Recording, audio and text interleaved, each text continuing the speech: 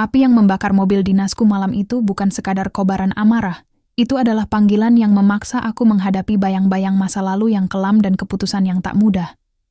Di balik asap dan bara itu, tersembunyi sebuah rahasia yang bisa mengoyak bukan hanya kehormatanku, tapi juga persahabatan yang telah lama hilang. Jika seorang prajurit harus memilih antara tugas dan sahabat, kemana langkah yang seharusnya diambil? Langit sore itu berwarna jingga tembaga. Cahaya matahari terakhir menyusup lewat sela-sela barak, menyorot wajah-wajah lelah yang baru saja menyelesaikan pelatihan tempur. Suara gemerincing senjata dibersihkan dan canda tawa para prajurit menjadi nyanyian terakhir hari itu. Aku duduk di bangku kayu di depan gudang senjata, menggenggam secangkir kopi hitam yang sudah mulai dingin. Namaku Arif, Serda Arif Ramadan. Usia 30 lebih sedikit, berdinas di batalion infanteri. Sejak usia 20, seragam loreng ini sudah menjadi kulit kedua bagiku. Disiplin, dedikasi, dan rasa hormat adalah napasku sehari-hari. Namun sore itu, entah mengapa, rasa rindu pada rumah begitu mencengkeram. Mungkin karena pelatihan 3 minggu di luar kota ini membuatku kangen pada satu-satunya pelabuhan damai. Keluargaku, istriku, Rani, adalah penenang hidup. Sederhana, penuh kasih, dan selalu kuat meski harus membesarkan anak kami yang baru berumur 5 tahun, Zidan, saat aku sering ditugaskan jauh. Rumah kecil kami di pinggiran kota adalah surga yang tak tertukar dengan pangkat atau medali apapun. Aku melirik arloji di tangan. Sudah hampir pukul 7 malam. Komandan baru saja membubarkan barisan akhir.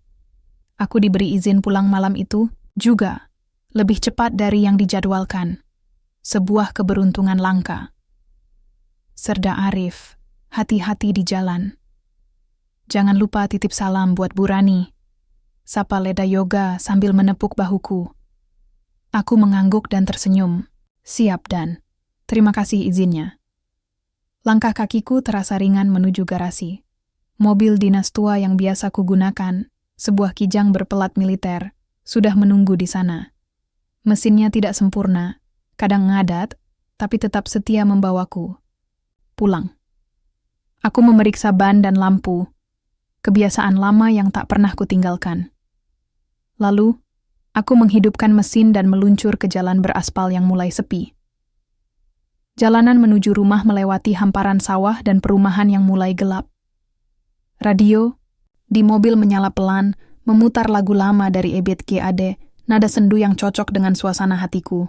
Aku membayangkan Rani sedang memasak di dapur. Aroma tumisan bawang yang khas, dan Zidan yang pasti berlari ke pintu saat mendengar suara mobilku. Tapi takdir punya caranya sendiri menyambut kepulanganku. Ketika aku berbelok di tikungan terakhir, menuju kompleks rumah, aroma hangus tiba-tiba menerpa. Awalnya samar, lalu makin kuat. Mataku terpaku pada cahaya merah yang menyala di kejauhan. Dan saat aku mendekat, dadaku terasa diremas. Itu rumahku. Itu mobil dinasku. Terbakar. Aku menepikan mobil dan melompat keluar. Api sudah melalap setengah kendaraan dinas yang biasa kupakai. Api menjilat kap depan, lalu merambat ke ban dan kaca. Suara ledakan kecil terdengar dari dalam, mungkin tangki bahan bakar. Warga sekitar berdiri di kejauhan. Beberapa berteriak, meminta air. Yang lain hanya bisa menonton dengan wajah ngeri. Zidan. Rani! Aku berteriak, berlari ke arah rumah. Pintu depan terbuka. Rani keluar dengan Zidan dalam gendongannya, batuk dan wajah pucat. Aku langsung memeluk mereka. Seluruh tubuhku gemetar. Ada yang lempar botol, pakai bensin. Rani bicara, tersendat. Mereka kabur naik motor. Aku mengusap punggungnya, berusaha menenangkan. Tapi pikiranku sudah dipenuhi amarah. Siapa yang berani melakukan ini? Siapa yang cukup gila membakar mobil dinas militer, tepat di halaman rumahku? Petugas pemadam kebakaran baru datang 15 menit kemudian. Api berhasil dipadamkan, tapi kendaraan itu hangus. Hanya rangka yang tersisa. Aku menatapnya dalam diam, rahangku mengeras. Ini bukan tindakan sembarangan, ini pesan. Ancaman. Malam itu, aku tidak bisa tidur. Zidan tertidur di sampingku, tubuhnya masih gemetar. Rani duduk di kursi sambil menatap kosong ke arah jendela. Aku bangkit, membuka lemari, dan mengeluarkan pistol dinas yang selama ini kusimpan dalam brankas. Tanganku gemetar saat memegangnya, bukan karena takut, tapi karena marah. Sesuatu di dalam diriku retak malam itu. Harga diriku sebagai prajurit, sebagai kepala keluarga, telah diinjak-injak. Paginya, aku melapor ke markas. Komandan menatapku dalam-dalam setelah aku selesai bercerita. Kau tahu siapa pelakunya? Aku mengangguk pelan. Belum 100%, dan... Tapi saya curiga kuat pada kelompok Grip Jaya. Komandan mendengus. Ormas itu sudah sering masuk laporan warga, tapi sulit disentuh secara hukum. Banyak backing di belakang mereka. Aku mengatupkan rahang. Kalau mereka main di wilayah saya, membahayakan keluarga saya tidak bisa tinggal diam. Dia menatapku lama. Lalu perlahan berdiri dari kursinya dan menepuk bahuku. Kumpulkan bukti. Tapi ingat, kita TNI. Kita tidak bergerak tanpa strategi. Kalau kau ingin bertindak, kau tidak sendiri. Hatiku menghangat, tapi juga semakin berat. Ini bukan lagi sekadar balas dendam. Ini soal kehormatan, soal keamanan, soal harga diri seorang prajurit yang keluarganya diancam di tanah sendiri. Aku pulang hari itu bukan sebagai ayah atau suami. Aku pulang sebagai prajurit yang siap menghadapi perang di tanah kelahirannya sendiri. Dan aku bersumpah, mereka akan membayar dengan cara yang tidak akan pernah mereka lupakan. Pagi itu matahari seperti enggan terbit. Awan kelabu menggantung rendah di atas atap rumahku yang kini terasa lebih sunyi dari biasanya. Bau asap dari sisa kebakaran semalam masih melekat di udara, menyelinap masuk ke dalam rumah seperti luka yang tak kunjung sembuh. Di halaman, mobil, dinas yang hangus tinggal kerangka logam hitam legam, seperti nisan bisu atas harga diriku yang diinjak-injak. Rani menatap kosong ke arah jendela, memeluk Zidan yang belum sepenuhnya pulih dari ketakutan semalam. Anakku itu tak banyak bicara pagi ini. Biasanya, ia akan berlarian dengan boneka robotnya, menirukan gerakan baris berbaris yang sering kulakukan. Tapi pagi ini, Zidan hanya duduk diam dalam pelukan ibunya. Matanya kosong, dan itu menghantam hatiku lebih keras daripada peluru. Aku berdiri di halaman. Pandanganku terpaku pada bekas kobaran api. Sepatu dinasku menjejak di atas tanah yang basah oleh sisa air pemadam. Mataku menyapu lingkungan sekitar. Beberapa tetangga berdiri di kejauhan, pura-pura tidak memperhatikan. Tapi aku tahu, mereka tahu. Ada ketakutan di mata mereka. Dan sebagian lagi, mungkin rasa puas tersembunyi. Dunia ini memang tidak pernah sepenuhnya berpihak. Arif, suara, Rani memanggil pelan dari belakang. Aku menoleh. Ada yang melempar botol dari luar pagar. Aku sempat lihat bayangan motor, tapi terlalu gelap, lanjutnya. Mereka sengaja nunggu kau pulang. Aku mengepalkan tangan. Tidak hanya menyerang simbol dinas, mereka menunggu aku. Mereka ingin aku tahu bahwa aku target. Ini bukan teror sembarangan. Ini pernyataan perang, dan aku takkan diam. Di markas, laporan sudah mulai diproses. Beberapa petugas militer mengumpulkan dokumentasi dan keterangan dari warga sekitar. Tapi dari raut wajah mereka, aku tahu ini bukan investigasi biasa. Di luar sana, dunia sipil punya banyak pagar hukum yang bisa menahan langkah tentara. Sekali saja kami bergerak tanpa perintah, tanpa legitimasi, kami bisa dianggap melanggar, dan aku tahu benar risikonya. Namun, aku juga tahu satu hal yang pasti. Keluargaku tidak akan aman kalau aku hanya menunggu hasil laporan. Siang itu, aku menyelinap ke gudang penyimpanan intelijen. Aku tahu tempatnya. Aku tahu siapa yang bertugas di sana. Dan aku tahu siapa yang bisa diajak bicara tanpa terlalu banyak bertanya.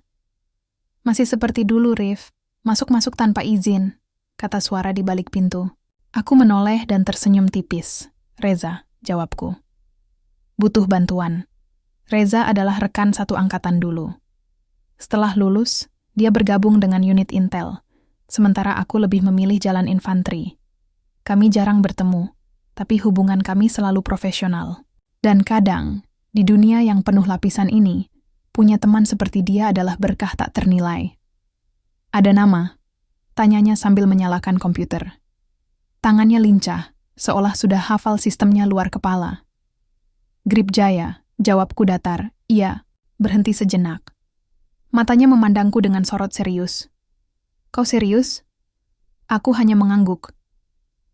Reza mendesah panjang, lalu mulai mengetik sesuatu.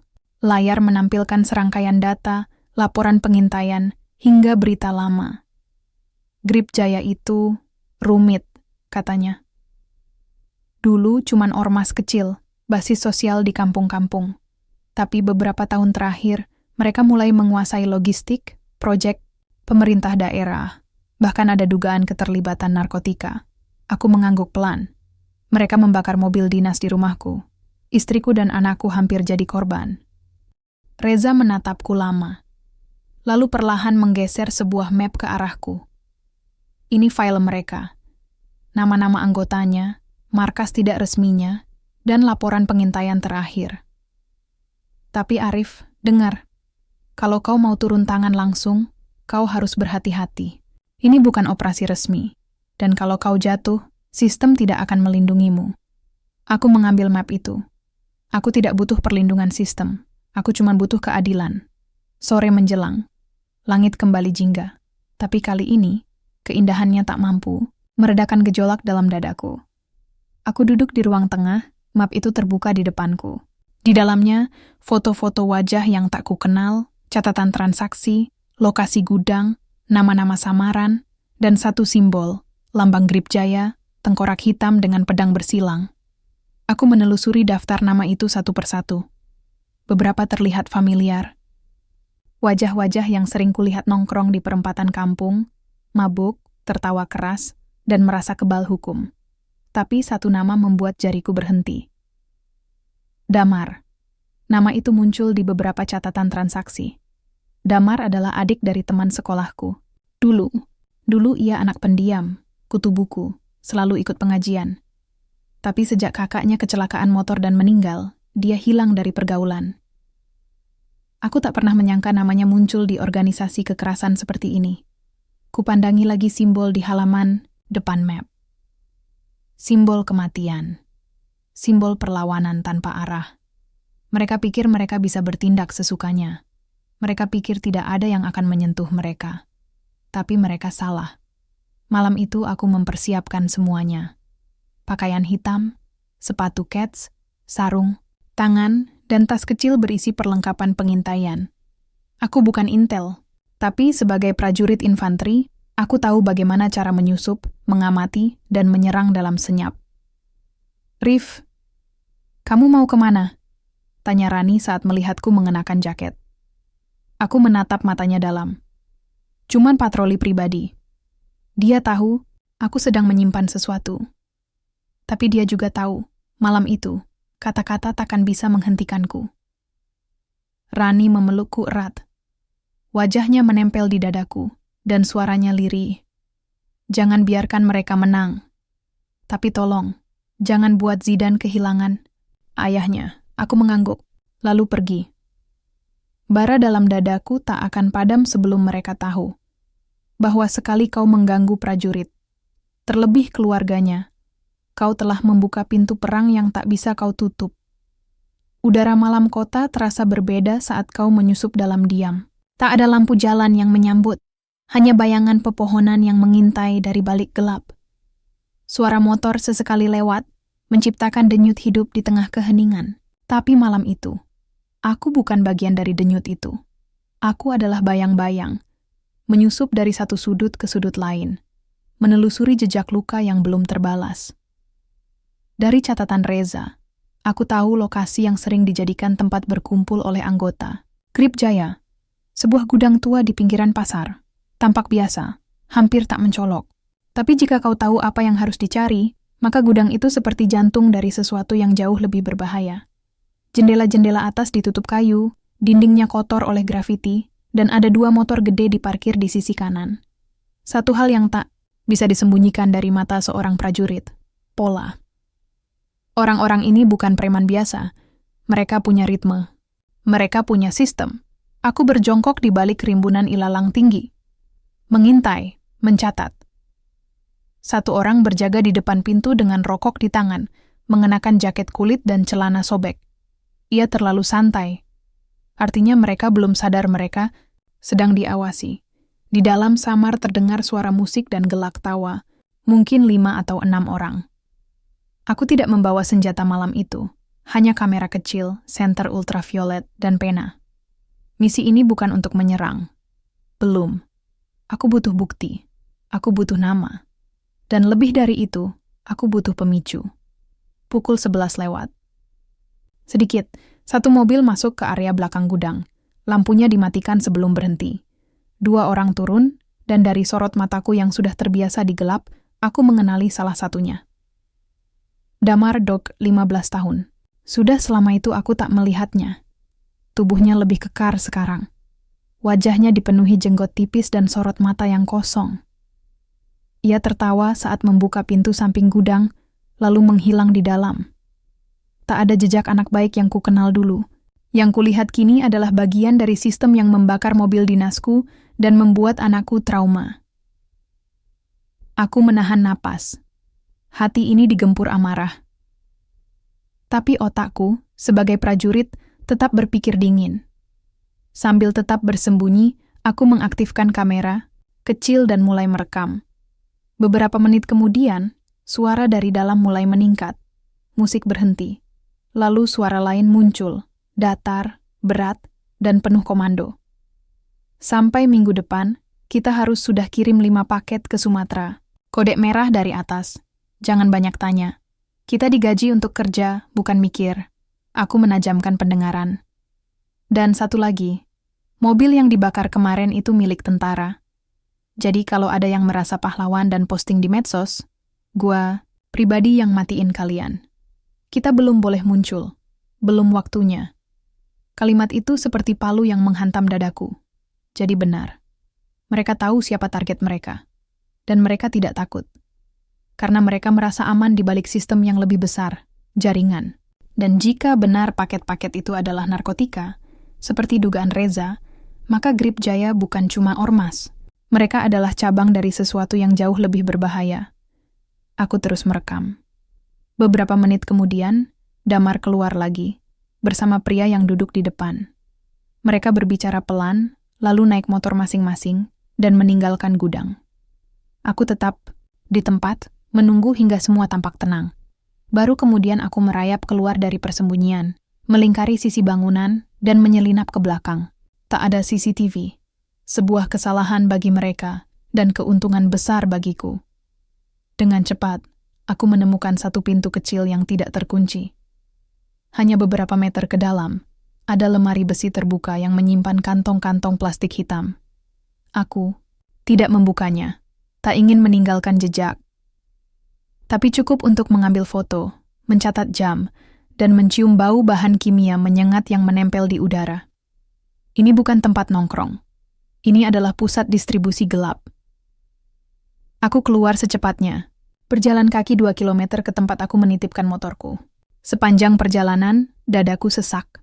Ini lebih dari sekadar balas dendam. Ini adalah perang. Dan pertarungan ini membutuhkan strategi yang lebih dari sekadar kekuatan fisik. Pagi menjelang. Rani menyambutku dengan wajah cemas, tapi tak banyak bertanya. Ia tahu sebagian jawabannya sudah bisa ia tebak dari mataku. Zidan masih tidur. Wajahnya mulai tenang, tapi sesekali mengigau. Api, mobil, ayah. Aku mengepalkan tangan di depan pintu kamar. Anak ini tak boleh tumbuh dengan rasa takut. Tak boleh hidup di bawah bayang-bayang ancaman. Dan satu-satunya cara untuk memastikan itu adalah dengan menghabisi ancamannya dari akarnya. Aku kembali ke markas siangnya, membawa semua hasil pengintaian dan menemui Reza. Mereka aktif, dan mereka tahu mereka sedang diburu, kataku sambil menyerahkan flash disk. Reza menatapku dengan ekspresi yang tak biasa. Kau sadar kalau semua ini bisa berujung pada operasi yang lebih besar, bahkan bisa masuk ke ranah sandi negara. Aku menatapnya tajam. Kalau itu perlu, aku siap. Ia terdiam lama. Lalu berkata, Kau siap menghadapi kenyataan? Apa maksudmu? Reza membuka file lain. Ia menunjuk pada bagian data jaringan. Di sana, tertera nama-nama yang terhubung dengan Grip Jaya. Dan di antara mereka, satu nama mencuat. Aku menelan ludah. Aldo Ramadan. Aku hampir menjatuhkan kursi. Itu nama lengkap sahabat lamaku. Orang yang dulu tumbuh bersamaku. Yang menghilang tiba-tiba setelah pendidikan selesai. Kami dulu seperti saudara, dan sekarang namanya tercatat sebagai koordinator logistik Grip Jaya. Dia hidup? Suaraku nyaris tak terdengar. Reza menunduk pelan. Dan dia bukan anak baik sekarang. Dunia seolah berhenti sejenak. Nafasku berat. Otakku mendadak kosong. Tapi tubuhku terasa panas, seperti bara yang disiram bensin. Ini bukan lagi tentang orang asing yang menyerang keluargaku. Ini tentang orang yang pernah berdiri di sampingku, sekarang menjadi musuh di balik tirai gelap. Langit sore menggantung di luar jendela markas. Dan aku tahu, badai yang sebenarnya belum datang. Tapi langkah ini sudah tak bisa kuhentikan. Bahkan, jika di ujungnya aku harus melawan orang yang dulu kupanggil saudara. Setelah malam itu, langit terasa lebih berat. Bukan hanya karena mendung yang menggantung di cakrawala, tapi karena nama itu, Aldo Ramadan, terus bergema di kepalaku. Seakan dunia sengaja memutar ulang setiap kenangan bersamanya, mencabik kepercayaan yang dulu kukira takkan pernah runtuh. Aku menatap layar laptop di ruang kerja kecil di rumah. Di hadapanku, foto-foto lama dari pelatihan dasar militer 20 tahun lalu tersusun rapi dalam folder digital. Di setiap gambar, senyum, Aldo selalu hadir. Kadang di sisiku, kadang menggenggam bendera regu kami, kadang memegangi bahu temannya dengan tawa lebar. Ia bukan sekadar teman. Ia seperti kakak yang tak pernah kupunya. Kami tidur di barak yang sama, makan dari piring yang sama, bahkan pernah terluka bersama saat simulasi medan berat. Aku ingat malam ketika kami berdua dihukum berdiri berjam-jam dalam hujan, hanya karena tertawa saat apel malam. Tapi kami tak pernah mengeluh. Karena kami percaya, saudara bukanlah soal darah, melainkan soal luka yang dibagi bersama. Namun sekarang, Aldo bukan lagi sosok yang kukenal. Ia adalah koordinator logistik sebuah organisasi kriminal, pemimpin dalam bayang, dalang dari kekacauan. Dan aku, mungkin satu-satunya orang yang cukup mengenalnya untuk tahu bahwa ini bukan sekadar pengkhianatan. Ini tragedi. Aku kembali menemui Reza 2 hari setelahnya. Ia sedang memeriksa berkas pengiriman data ke komando atas, matanya sembab karena kurang tidur. Tidak ada waktu untuk istirahat saat situasi semakin rumit. Aku butuh tahu semua tentang Aldo, kataku tanpa basa-basi. Reza menatapku sebentar, lalu menggeser kursinya ke kiri, membuka laci di bawah meja, dan mengambil satu map berwarna abu-abu. Aldo menghilang setelah operasi gabungan di Kalimantan 11 tahun lalu, jelasnya. Waktu itu, ia menjadi salah satu pemimpin regu pencarian. Tapi setelah operasi selesai, ia tidak kembali ke markas. Disangka gugur, tapi tak pernah ditemukan jasadnya. Aku menggigit bibir bawahku. Dan tak ada yang mencarinya? Dicari. Bertahun-tahun. Tapi jejaknya menguap. Reza menarik napas panjang, lalu melanjutkan.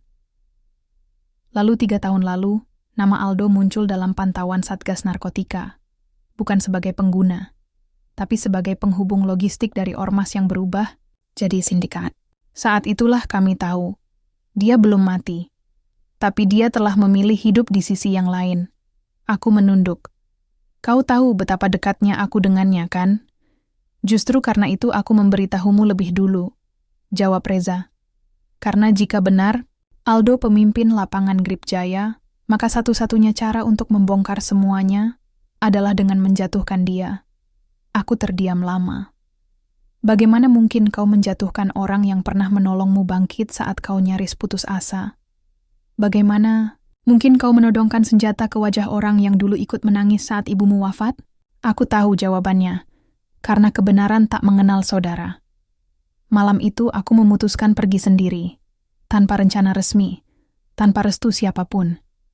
Aku tak bisa menunggu birokrasi yang berjalan lambat, sementara nyawa anak dan istriku mungkin dalam bahaya. Dunia tak memberi kita pilihan untuk menunggu ketika kejahatan sudah mengetuk pintu rumah. Dengan berpakaian sipil, aku menyamar sebagai kurir freelance. Berbekal informasi dari Reza, aku menyusup ke salah satu tempat distribusi mereka di Pelabuhan Lama. Gudang itu lebih besar dari yang sebelumnya. Tak banyak penjaga, mungkin karena percaya diri. Aku mendekati pintu belakang, lalu dengan sekali tendangan, menjebolnya. Di dalam 3 pria terkejut, 2 lari, 1 mencoba melawan. Tapi aku lebih cepat. Kunci lutut jatuhkan ke tanah dan tekuk tangannya ke belakang. "Di mana Aldo Ramadan?" Tanyaku dingin. Pria itu menggeliat, berusaha melawan. Tapi tanganku cukup untuk membuatnya mengerang. "Dia di gudang pusat," teriaknya akhirnya. Tapi dia hanya datang sesekali. Dia bukan bos besar, cuma perantara. Aku melepaskannya, menendang pistol yang disembunyikannya di pinggang, lalu mengikatnya dengan tali plastik dari rak. Aku tak butuh lebih dari itu. Yang aku butuh hanyalah satu arah. Markas pusat. Markas pusat mereka ternyata berada di sebuah rumah tua bergaya kolonial di pinggiran kota, dikelilingi pagar besi tinggi dan tanaman lebat. Jika kau tak tahu apa yang kau cari, rumah itu tampak seperti bangunan terbengkalai, tapi dari jendela atas, sesekali terlihat cahaya. Dan suara dari dalam, terlalu hidup untuk sebuah rumah kosong. Aku menyelinap lewat sisi utara, menggunakan dinding tetangga yang jauh lebih rendah. Melompat, berguling, dan bersembunyi di balik semak. Saat itulah aku melihatnya, siluet Aldo di balkon lantai 2. Berdiri sendiri, memegang gelas di tangan. Ia terlihat jauh lebih tua. Rambutnya lebih pendek dan wajahnya keras. Tapi aku mengenalnya. Dia masih sahabatku, tapi sahabat yang telah berubah menjadi bayangan. Aku mengambil kamera, merekam visual, lalu pergi tanpa meninggalkan suara. Aku butuh lebih dari sekadar bukti visual. Aku butuh rencana. Sebab untuk menghadapi Aldo, aku tak hanya butuh senjata, tapi juga hati yang kuat. Di rumah, Rani menungguku dengan wajah lelah. "Kamu tak bisa terus begini," katanya. Zidan semakin ketakutan. Aku juga. Aku memeluknya erat. Aku tahu, tapi kita hampir sampai. Ini, semua akan selesai. Ia menatapku lama lalu mengangguk, tapi matanya menyimpan kekhawatiran yang dalam. Karena ia tahu, aku bukan lagi Arif yang ia kenal dulu. Aku telah berubah, terbakar oleh amarah, dan digerakkan oleh dendam. Dan jauh di dalam diriku aku tahu, jika aku akhirnya harus menodongkan senjata ke arah Aldo, maka akan ada bagian dari hatiku yang takkan pernah kembali utuh. Malam turun perlahan, menyelimuti kota dengan selimut kelabu yang dingin. Angin meniup lembut dedaunan di luar, tapi di dalam diriku, badai sedang mengamuk. Aku duduk sendiri di ruang belakang, memandangi peta yang kugambar dengan tangan, penuh tanda merah, dan garis arah yang tak berhenti bertambah. Setiap titik di sana adalah tempat yang pernah kupijak dalam seminggu terakhir. Gudang pertama, pelabuhan, rumah kolonial itu. Setiap tempat membawa satu benang kusut yang terhubung ke pusat. Ke Aldo. Aku tahu kami makin dekat dengan kebenaran. Tapi yang belum kutahu adalah, apakah aku akan sanggup menghadapi kenyataan saat semuanya terbuka? Pagi hari, aku menerima pesan dari Reza. Sinyal koordinat dari rumah kolonial itu aktif. Mereka sedang rapat besar. Kita harus masuk malam ini. Sudah dapat restu dari atas. Aku butuh kau pimpin pasukan. Aku menatap layar ponsel lama sekali. Kata-kata itu seperti tombak yang menembus langsung ke dada. Pimpin pasukan. Serbu markas. Tangkap atau lumpuhkan Aldo. Pilihannya terdengar jelas. Tapi bagiku, ini bukan sekadar operasi. Ini adalah pertarungan antara masa lalu dan tanggung jawab. Dan aku tahu, aku tak bisa lari dari dua-duanya. Malam itu, aku berdiri bersama 8 anggota pasukan khusus di titik aman dekat markas. Kami berpakaian serba hitam, lengkap dengan pelindung tubuh dan alat komunikasi nirkabel. Tak ada suara, hanya isyarat tangan dan desahan napas yang menegaskan betapa serius misi ini. Reza mendekat dan memberiku satu amplop kecil. "Jika ada kemungkinan negosiasi, coba pakai ini dulu," katanya singkat. Aku membuka amplop itu. Isinya foto kami berdua, aku dan Aldo, saat kelulusan. Seragam putih bersih, medali tergantung di dada. Wajah penuh harapan. Aku menyimpan foto itu di saku dada. Hanya Tuhan yang tahu apakah kenangan bisa mengalahkan peluru. Pukul 20. 2:10 kami mulai bergerak. Aku memimpin dari depan, menyusuri lorong gelap dan licin di samping rumah kolonial itu. 2 anggota pasukan menyusup dari belakang, sementara 2 lainnya naik ke atap. Rencana kami jelas. Tangkap semua tokoh kunci tanpa korban jiwa. Tapi jika situasi berubah, kami harus bertindak cepat. Saat aku mendekati jendela utama, aku bisa melihat mereka berkumpul di ruang tengah. Ada sekitar 11 orang. Beberapa mengenakan jaket grip jaya. Beberapa lainnya berpakaian lebih rapi, penyuplai, mungkin. Di tengah mereka, berdiri Aldo. Ia lebih kurus dari terakhir kulihat, tapi sorot, matanya masih sama, penuh kendali, penuh arah. Aku memberi isyarat. 1, 2, 3, serbu. Pintu didobrak. Kaca pecah. Suara teriakan menggema. Kilatan senter dan laser senjata memenuhi ruangan. "Ajukan diri! Turunkan senjata!" teriakku. "Ini TNI. Kalian ditangkap." Beberapa orang langsung tiarap, tapi 2 pria mengangkat senjata dan menembak. Aku membalas dengan peluru ke arah bahu, menjatuhkan mereka tanpa membunuh. Di tengah kekacauan itu, Aldo berdiri tak bergerak. Ia menatapku lurus, dan aku pun membalas tatapannya. "Arif," katanya lirih. Suara itu, suara yang dulu menenangkan dalam masa-masa sulit. "Aldo," jawabku, masih membidik. "Jangan buat ini lebih sulit. Letakkan senjatamu." Ia tersenyum miris. "Jadi akhirnya kamu datang juga. Aku tahu. Kamu akan mencariku. Aku bahkan menunggumu." Aku melangkah mendekat, sementara pasukan lain sudah membekuk anggota yang lain. Tangan Aldo kosong. Tapi di meja di dekatnya ada pistol.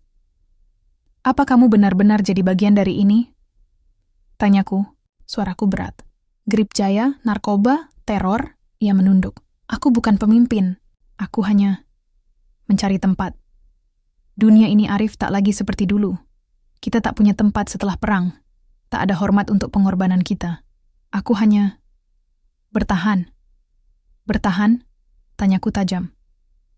"Dengan membakar mobil dinas? Menakut-nakuti anak kecil? Itu bertahan menurutmu? Mobil itu bukan perintahku," katanya pelan. "Aku bahkan tak tahu itu milikmu. Sampai beberapa hari lalu, aku menghela napas dalam. Lalu menarik foto dari saku dan melemparkannya ke arahnya. Ia menangkapnya. Matanya membelalak. "Masih simpan ini?" tanyanya dengan suara retak. "Karena aku masih percaya, kamu bisa berubah," jawabku. Beberapa detik berlalu dalam hening, lalu tangannya bergerak ke arah pistol. Tapi sebelum aku sempat menarik pelatuk, ia malah menggesernya ke arahku, dengan moncong menghadap bawah. "Ambil." "Aku lelah, Rif," katanya lirih. "Aku capek lari." Aku segera memborgolnya. Dan saat aku menyentuh pergelangan tangannya, aku bisa merasakan detak jantungnya. Tak lagi sombong, tak lagi liar, tapi penuh luka. "Kenapa, Do?" tanyaku, nyaris berbisik. "Kenapa kamu tak cari aku?"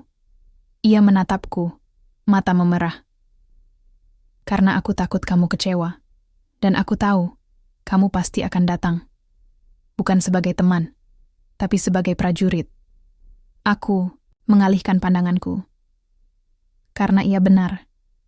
Aku datang bukan sebagai saudara. Aku datang sebagai alat negara. Dan itu menyakitkan. Di luar rumah, Aldo dibawa ke mobil tahanan. Ia menoleh sekali sebelum naik, dan di balik pandangan itu, aku melihat sesuatu yang dulu ku kenal, penyesalan. Reza menepuk bahuku. "Kerja bagus, Komandan." Aku hanya mengangguk. Kata-kata terasa hambar saat hatimu tak ikut bersorak. Karena malam itu, aku menang. Tapi aku juga kehilangan. Dingin pagi itu menembus kulit. Udara di penjara sementara terasa berat, penuh tekanan yang tak kasat mata. Aldo duduk di sudut ruang interogasi, tangan terborgol. Wajahnya lebih pucat dari biasanya. Sorot matanya kosong, seolah-olah ia bukan hanya terperangkap oleh besi, tapi oleh bayang-bayang masa lalu yang terus menghantuinya. Aku berdiri di depan kaca dua arah, menyaksikan setiap gerak-geriknya. Bertahun-tahun bersama di militer, aku tahu betul bahwa tubuhnya menipu. Dia terlihat lemah, tapi pikirannya masih tajam seperti pisau. Aldo, aku memulai. Suaraku sengaja rendah, agar tidak terdengar oleh petugas lain. Kenapa kamu tidak bilang padaku? Kenapa kamu memilih jalan ini? Ia menatapku, wajahnya sedikit mengerut. Karena aku tahu kau akan mencoba menghentikanku. Aku ingin kau melihat aku seperti apa aku sebenarnya, tapi kau sudah punya gambaran sendiri kan? Aku menarik napas panjang. Aku tidak pernah menilai orang berdasarkan masa lalu. Tapi tindakanmu membakar mobil dinasku, mengancam keluargaku. Itu lebih dari sekadar salah. Ia mengangguk pelan. Aku tahu aku sudah salah. Tapi kau juga harus mengerti, dunia ini lebih kejam dari yang kau bayangkan. Setelah operasi di Kalimantan, aku merasa dikhianati. Semua yang kupercaya runtuh. Aku ada di sana, Do, kataku. Kita bersama-sama bertahan. Kau bukan sendiri. Ia tersenyum pahit. Tapi aku memilih jalan lain. Aku mencari kekuasaan, perlindungan. Aku masuk ke jaringan kriminal itu, bukan karena aku ingin, tapi karena aku harus. Aku menatapnya tanpa berkata apa-apa. Ada luka yang tak terlihat, yang tak bisa kulenyapkan dengan perintah atau peluru. Hari-hari berlalu. Aku sering kembali ke ruang interogasi itu. Setiap pertemuan membuatku semakin paham bahwa Aldo bukan sekadar musuh. Dia korban yang tersesat dalam dunia gelap. Tapi aku juga sadar, aku tak bisa membiarkan semua ini berlanjut tanpa konsekuensi. Pada suatu malam, aku menerima pesan dari Reza. Ada informasi baru yang mengejutkan. Grip Jaya ternyata hanya bagian kecil dari jaringan kriminal yang lebih besar. Bahkan beberapa pejabat tinggi diduga terlibat. Dunia yang kukira hitam putih, ternyata penuh abu-abu kelabu. Aku kembali ke rumah dengan kepala penuh beban. Rani dan Zidan menungguku. Tatapan mereka membawa ketenangan, tapi aku tahu aku tak bisa terus menyembunyikan kebenaran. Malam ini, aku harus pergi lagi, kataku. Rani menggenggam tanganku. Kamu harus hati-hati, Arif. Bukan hanya untukmu, tapi untuk kami. Aku mengangguk, tapi hatiku bergejolak. Aku sadar bahwa pertarungan ini bukan hanya soal tugas, tapi tentang mempertahankan keluarga dan mencari keadilan yang sebenarnya. Keesokan harinya, aku mengumpulkan pasukan kecil. Rencana berikutnya adalah menggali lebih dalam, membongkar jaringan yang lebih luas di balik Grip Jaya. Tapi ada satu hal yang kutegaskan. Aku tidak akan melibatkan Aldo dalam operasi ini tanpa persetujuanku. Ini bukan hanya soal perang melawan kejahatan, kataku. Ini soal menyelamatkan satu jiwa yang hampir hilang. Mereka mengangguk, menghormati keputusan itu. Malam itu, aku duduk sendiri di balkon rumah, menatap bintang. Aku bertanya-tanya, apakah luka yang tak terlihat dalam diri Aldo juga ada dalam diriku? Luka yang membuatku rela berjuang, tapi juga membuatku rapuh. Di tengah keheningan, aku bertekad. Aku akan mengungkap semua kebenaran, apapun risikonya. Karena aku tahu, jika aku gagal, bukan hanya keluargaku yang hancur, tapi juga harapan untuk sahabatku. Kota tak pernah benar-benar tidur. Lampu jalan yang berkelip redup dan deru kendaraan menjadi latar belakang yang konstan, mengingatkanku bahwa dunia terus berputar, tak peduli seberapa berat beban yang kutanggung.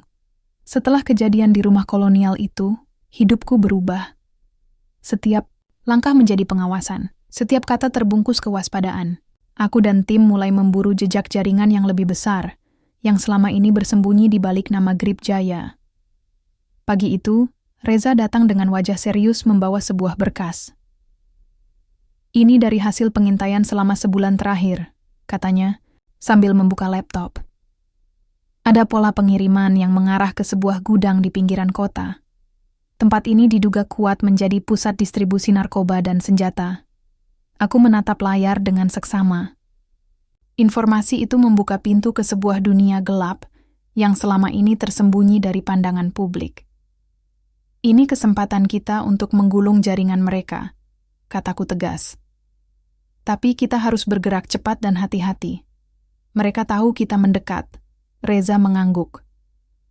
"Aku sudah siapkan tim, tapi ada satu hal yang mengganggu aku." Aku mengangkat alis. "Apa itu?" "Beberapa anggota kita pernah terlihat berkomunikasi dengan pihak luar yang terkait dengan jaringan ini. Kemungkinan ada pengkhianat di antara kita." Mendengar itu, jantungku berdegup lebih cepat. Tidak ada ruang untuk kesalahan, apalagi pengkhianatan. Malam harinya, aku memimpin operasi penggerebekan di gudang tersebut. Kami tiba dengan perlengkapan lengkap, bergerak dalam kesunyian penuh ketegangan. Setiap sudut diperiksa, setiap suara dicermati. Ketika kami menemukan ruangan rahasia penuh dengan senjata dan narkoba, tiba-tiba alarm berbunyi. Suara tembakan menggema. Ada yang sudah menunggu kami. Dalam kekacauan itu, aku melihat sosok yang tak asing. Seorang anggota pasukanku, Bayu, menembak ke arah kami. Kaget dan kecewa, aku segera mengarahkan tim untuk mengamankan Bayu. "Kenapa kau lakukan ini, Bayu?" tanyaku sambil menodongkan senjata. "Kau pengkhianat?" Bayu menunduk, lalu berbisik. "Aku terpaksa, Pak. Mereka mengancam keluargaku." Situasi menjadi rumit. Di satu sisi, kami harus memberantas kejahatan. Di sisi lain, ada sisi kemanusiaan yang tak bisa diabaikan. Setelah penggerebekan selesai, aku kembali ke markas dengan kepala penuh pikiran.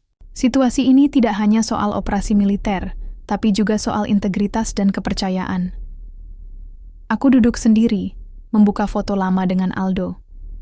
Bayu dan Aldo, dua sosok yang pernah dekat denganku, kini terjebak dalam dilema yang sulit.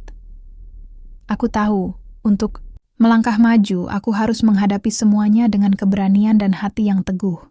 Suara hujan mengguyur keras di atas genting rumah dinasku malam itu. Suasana kelam dan suram menelan pikiranku, mengaburkan batas antara kenyataan dan bayangan. Aku duduk di ruang tamu, menatap kosong ke arah jendela, sementara tetes-tetes air jatuh berirama, seperti menghantarkan pesan bahwa sesuatu sudah berubah, tak bisa kembali seperti semula. Operasi terakhir kami di gudang penyelundupan telah membuka tabir gelap yang lebih dalam daripada yang kubayangkan. Grip Jaya hanyalah bagian kecil dari sebuah jaringan kejahatan terorganisir yang berakar hingga ke lingkar kekuasaan. Pejabat, pengusaha, bahkan aparat keamanan pun tampak berperan sebagai pion dalam permainan berbahaya ini. Dan di tengah semua, itu ada Aldo, sahabatku yang kini menjadi musuh dan juga korban. Malam itu aku kembali mengunjungi penjara sementara tempat Aldo ditahan. Wajahnya tampak lebih lelah, namun matanya masih memancarkan sesuatu yang sama sekali tidak pernah hilang. Jiwa seorang pejuang. Kau tahu, Rif, suaranya lembut tapi penuh keteguhan saat aku duduk di depannya. Aku tidak pernah ingin seperti ini. Aku memilih jalan ini karena putus asa, bukan karena aku ingin melukai siapapun. Aku hanya ingin bertahan hidup. Aku menatapnya diam, mencoba menyelami luka yang tersembunyi di balik kata-katanya. "Kenapa kau tidak mencari aku? Kenapa kau pilih jalan ini tanpa bicara?" Ia menghela napas panjang, pandangannya menurun ke lantai dingin. "Aku takut kau akan mengecewakan aku, karena aku tahu kau akan memilih tugas daripada persahabatan. Aku sudah kehilangan banyak hal, Rif. Aku tidak ingin kehilangan dirimu juga." Kalimat itu menusuk hatiku lebih dalam daripada peluru manapun. Aku sadar bahwa di balik kengerian yang ia lakukan, masih ada sisa harapan yang tak kunjung padam. Keesokan harinya, aku mendapat kabar mengejutkan dari Reza. Dokumen baru yang berhasil disita memperlihatkan nama-nama besar yang terlibat dalam jaringan kriminal ini, termasuk beberapa nama pejabat tinggi dan tokoh bisnis terkemuka di ibu kota. Ini bukan lagi sekadar misi militer biasa. Ini adalah perang melawan korupsi dan kejahatan yang berlapis-lapis. Aku tahu, jika langkahku salah, bukan hanya diriku yang akan jatuh, tapi juga keluargaku dan semua yang kuperjuangkan selama ini. Hari berikutnya, aku mengumpulkan pasukanku di ruang rapat tersembunyi, jauh dari mata-mata. Kita harus bergerak cepat. Informasi ini bisa jadi senjata ampuh untuk membongkar semua ini, kataku sambil membentangkan peta dan dokumen di atas meja. Reza menambahkan, tapi waspadai jebakan. Mereka tahu kita semakin dekat. Aku mengangguk, menatap satu persatu anggota timku. Setiap langkah harus diperhitungkan dengan matang. Kita bukan hanya melawan mereka di luar sana, tapi juga mereka yang bersembunyi dalam bayang-bayang. Di tengah persiapan, aku menerima pesan dari Rani, istriku. Aku cemas. Arif, jangan biarkan pekerjaan ini menguasai hidupmu. Ingat, aku dan Zidan selalu ada untukmu. Pesan itu membuat dadaku sesak. Aku tahu aku harus tetap kuat, bukan hanya untuk diriku, tapi juga untuk keluargaku. Namun, perasaan takut selalu mengintai.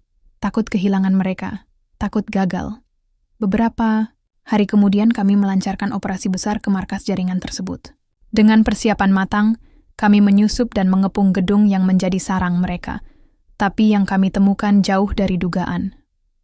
Ruang rapat penuh dengan para tokoh penting, bukan hanya para anggota Grip Jaya, tapi juga pejabat dan pengusaha, yang selama ini kukira hanya sekadar mitra bisnis biasa. Di sudut ruangan, sosok Aldo berdiri dengan tenang.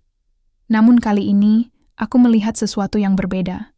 Ada rasa penyesalan yang terpendam dalam tatapannya, seolah ia tahu bahwa pertarungan ini sudah sampai pada titik tanpa jalan balik. Ketika kami memasuki ruangan, suasana menjadi tegang.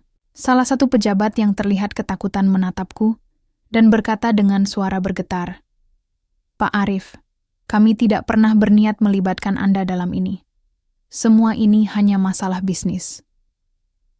Aku mengangkat senjata, menahan amarah yang mencoba meluap. Bisnis yang kau jalankan ini membunuh banyak nyawa. Ini bukan hanya tentang uang, tapi kehormatan dan masa depan bangsa. Aldo melangkah maju, menatapku. "Arif, dengarkan aku. Kau harus tahu kebenaran yang sebenarnya. Mereka memaksa aku masuk ke dalam permainan ini. Aku bukan dalang, aku hanya korban." Aku terdiam. Kata-kata itu menggelayut di udara, mengguncang keyakinanku. Konflik mencapai puncaknya saat ledakan tiba-tiba mengguncang gedung. Suara siren dan jeritan memenuhi udara. Kami diserang oleh pasukan bayaran yang sengaja disiapkan untuk melindungi jaringan itu. Dalam kekacauan itu, aku dan Aldo terpisah dari tim. Kami berdua terjebak di ruang bawah tanah, terpaku oleh situasi yang mengancam nyawa. "Aku tak ingin kau terluka, Arif," kata Aldo dengan suara lirih. "Aku tahu aku salah, tapi tolong, percayalah, aku masih ingin memperbaiki semuanya."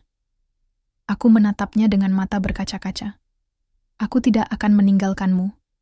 Kita akan melewati ini bersama."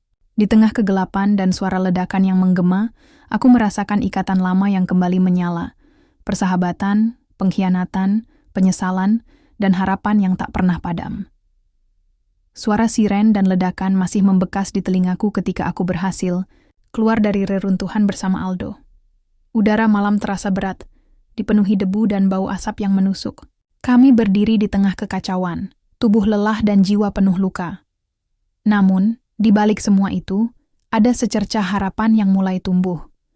Setelah meloloskan diri dari serangan mendadak itu, kami menuju tempat aman yang sudah kuatur sebelumnya. Di sana, kami berdua duduk dalam diam, menghisap udara malam yang dingin, dan mencoba merangkai kata-kata yang sulit diungkapkan. "Aldo," aku membuka percakapan dengan suara serak. "Apa yang akan kau lakukan sekarang? Setelah semua ini?" Ia menatapku, matanya berkaca-kaca. "Aku harus bertanggung jawab, Rif. Aku harus membersihkan namaku, dan mungkin memutus rantai ini dari dalam." Aku mengangguk pelan. "Aku akan membantumu sekuat tenaga, tapi kau harus siap menghadapi konsekuensi. Kami tahu jalan ke depan. Tidak mudah. Jaringan kriminal itu masih kuat, dan musuh-musuh kami tidak akan berhenti mengejar. Hari-hari berikutnya, kami bekerja sama dengan tim untuk mengumpulkan bukti yang lebih kuat. Aldo membuka beberapa rahasia yang selama ini tersembunyi, termasuk nama-nama penting yang terlibat di balik layar. Namun, setiap langkah membawa risiko besar. Ancaman datang dari berbagai arah, membuat kami harus selalu waspada. Di tengah kesibukan itu, aku mendapat kabar dari Rani. Ia dan Zidan berada di rumah orang tua untuk sementara waktu demi keamanan. Aku merasakan rindu yang dalam, tapi juga ketenangan mengetahui mereka berada di tempat yang aman. Suatu malam, saat aku dan Aldo menggelar rapat rahasia, tiba-tiba ada suara langkah kaki di luar. Kami segera bersiap, tapi yang datang adalah seorang agen dari kepolisian anti korupsi. Ada laporan penting yang harus kalian ketahui, katanya serius. Operasi gabungan akan diluncurkan dalam waktu dekat. Ini adalah kesempatan untuk menjatuhkan semua jaringan kriminal yang selama ini bersembunyi. Aku dan Aldo saling berpandangan. Ini adalah momen yang kami tunggu-tunggu sekaligus takutkan. Saat operasi berlangsung, kami bergerak dengan koordinasi dan tekad yang kuat. Setiap sudut kota disisir, setiap jaringan perlahan diputus. Aku merasakan kebanggaan sekaligus rasa kehilangan, karena beberapa dari kami harus menghadapi bahaya yang sangat besar. Di balik semua itu, aku sadar bahwa pengorbanan adalah harga yang harus dibayar untuk keadilan. Setelah operasi selesai, aku dan Aldo berdiri di sebuah bukit kecil, menatap ke arah kota yang mulai tenang. Kita sudah mulai membersihkan, kataku pelan. Aldo mengangguk, wajahnya lebih cerah daripada sebelumnya.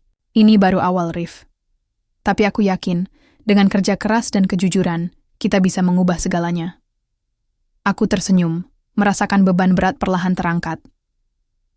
Mentari pagi menyinari kota dengan hangat, seakan memberi harapan baru setelah gelapnya malam panjang yang kami lalui. Udara pagi terasa segar, dan angin lembut membawa aroma daun yang basah oleh embun. Aku berdiri di depan rumah sederhana kami, memandang Rani dan Zidan bermain di halaman. Senyum mereka begitu tulus, menghapus segala lelah dan luka yang selama ini melekat di hatiku. Beberapa bulan sejak operasi besar itu, keadaan mulai membaik. Jaringan kriminal yang selama ini menguasai banyak aspek kehidupan berhasil dibongkar. Beberapa pejabat dan tokoh bisnis dijebloskan ke balik jeruji besi. Proses hukum berjalan, dan harapan akan perubahan nyata mulai tumbuh. Aldo, sahabatku yang dulu terjerumus dalam kegelapan, kini menjalani masa hukuman dengan penuh kesadaran. Ia bertekad memperbaiki diri dan membuktikan bahwa setiap manusia punya kesempatan untuk berubah. Kami masih sering berkomunikasi lewat surat dan kunjungan, berbagi cerita dan saling menguatkan. Hari ini, aku mendapat panggilan dari komandan. Arif, kau telah menunjukkan dedikasi dan keberanian luar biasa. Aku percaya kau akan menjadi contoh bagi prajurit lain. Aku membalas dengan rasa bangga dan haru. Tugas ini berat, tapi juga mulia. Di rumah, Rani memelukku erat. Kita sudah melewati banyak hal, Arif. Aku bangga padamu. Aku membalas pelukannya, merasakan kehangatan yang selama ini aku rindukan. Ini baru permulaan, Rani, untuk kita dan masa depan Zidan. Aku tahu perjalanan ini belum benar-benar usai. Masih banyak tantangan di depan, keadilan yang harus diperjuangkan, dan keluarga yang harus kujaga. Namun aku siap. Dengan hati yang kuat dan jiwa yang teguh, aku melangkah menatap masa depan.